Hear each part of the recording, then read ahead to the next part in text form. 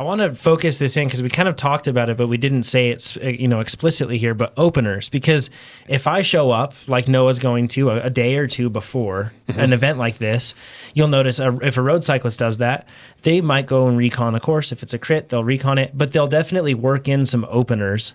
And Chad, you mentioned physical and psychological benefits behind that. Yeah. Like, so what should people be going for? And you said, first of all, the day prior, but what should people be going for with openers? Just basically the intensity, the energy systems you're going to use in the race, touch on them a bit. I mean, probably you don't have to touch easy aerobic. You don't need to get, I see a lot of people who do what they call an opener workout that includes an hour and a half of easy riding. That to me is not an opener workout. Anything over an hour is not an opener workout. I would keep it short and sweet. I don't care what your event is. All you're doing is accumulating fatigue. There's no benefit in that. And then, if it's an event that requires explosive efforts, definitely do some explosive efforts. If you're going to hit a 2-minute hill, maybe do a 2-minute hill, but something similar and keep it short and sweet. Yeah. And absolutely has to be the day prior. I honestly don't know a single athlete who can do nothing the day prior to a race and not come into that race flat. I've never seen that work. And I've done it myself. I've had athletes do it. I've seen athletes do it. It never pans out. Yeah. Yeah. Did it work? Yeah, I did. I think before Israel, I took a whole 6 days off. Yeah, that might be a little different considering you're talking about a 112-mile steady state effort. Yeah. So that might be one of the exceptions to that. Yeah. But even then, I think if you just got out and spun the legs for a half hour, an hour the day prior. Actually, I think I rode my bike very short around the little town in Israel that did it, but I don't think I did any openers. But I was very fatigued, super fatigued coming in. Yeah, so I was. And there are situations. I mean, if you're carrying a ton of fatigue into something that's a long endurance event like that, it might actually benefit you. Yeah. Otherwise, you're going to pull a ton of that fatigue into the event.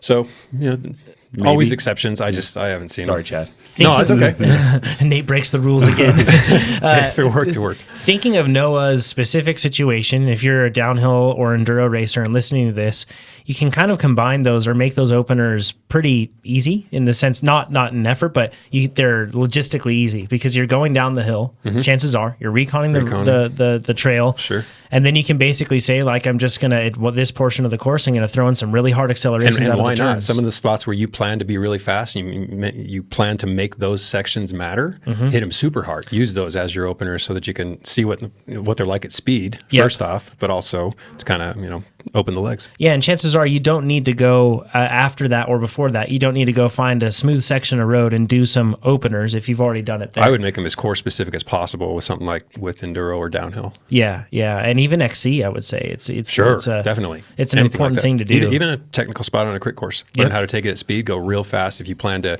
perhaps break away, and I'm going to carry a ton of speed into a turn that I'm unfamiliar with, terrible idea. Everything changes at race pace, right? It's all very even if you different. have a good wheel to follow. If you aren't comfortable with that sort of speed, that sort of handling, you best get comfortable with it. Yeah, and looking at Noah's history, it's pretty clear that he can sustain quite a lot with this sort of downhilling and everything else that he has. But for I think that the point here on openers is you aren't going to, your goal isn't to stress the system. Like Chad said, you're just trying to touch on similar demands that you'll have. It's to prime it. Just during the race day. So I find a huge psychological effect of openers too.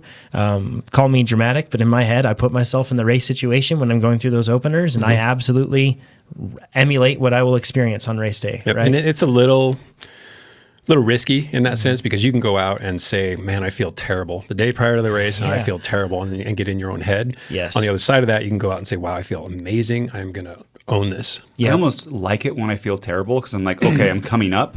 If I feel amazing, if you I'm recognize like, that. I should have raced today. Like I messed it up. I do. I like having fatigue, a little bit of fatigue right before. Yeah. And then the next day it comes up. Sure. Yeah. And you've probably done it enough times to recognize that so that fatigue doesn't psych you out anymore. No, it doesn't. No. Yeah. I know it's coming back. Yeah. Yeah, and the interesting thing that I take from it too when I have a disappointing opener experience is I basically just sit back and I go, you know what? It's fine. Now I have some information and I at least know where I sit and I can be better tomorrow. You know what I mean? So then I just double down on recovery, make sure I'm doing the right thing. So you figured out what works for you, and that probably works for a lot of riders, but you know for sure it works for you. Yep. Yeah, exactly right. If you like that video, you should subscribe to our channel. There's more where that came from. And even like the video down below with a thumbs up or leave us a comment. If you want to see race analysis videos, click right over here. And if you want to get your coaching questions answered, click over here. And if you want to become a faster cyclist, head over to TrainerRoad.com. It works. Trust us. Just trust us.